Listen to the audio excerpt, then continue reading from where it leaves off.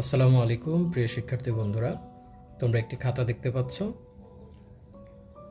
যেখানে অ্যাকাউন্টিংয়ের 7 নম্বর একটি প্রশ্ন একটি রাওমিল করতে বলা হয়েছিল। তো এই রাওমিলটি শিক্ষার্থী যার খাতা এটি সে ভুল করেছে। কি ভুলটি করেছে এখানে দেখো। রাওমিলের ঘরে সমন্বিত ক্রয় নামে একটি আইটেম দেওয়া হয়েছে। সমন্বিত ক্রয় নামে একটি আইটেম দেওয়া হয়েছে 2,50,000 টাকা। এখন ওই শিক্ষার্থী সমন্বিত ক্রয় এখানে লিখেছে, কিন্তু প্রারম্ভিক মজুদ পণ্য 15,000 টাকা সে নিয়ে এসেছে, যেটি ভুল। এখন কেন ভুল সেটি একটু খেয়াল করো।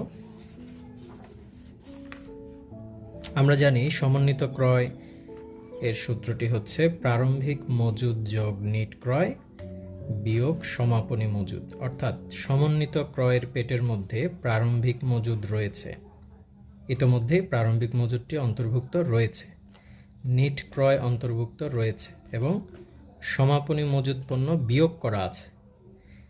যেহেতু সমন্বিত ক্রয়ের পেটের মধ্যে প্রারম্ভিক মজুদ আছে, তাই আলাদা করে আমি যেই রাওমিলটি সমাধান করব সেখানে আলাদা করে প্রারম্ভিক মজুদ আনার প্রয়োজন নেই। এটি শিক্ষার্থী এখানে নিয়ে এসেছে বিদায় তার রাওমিলটি ভুল হয়েছে।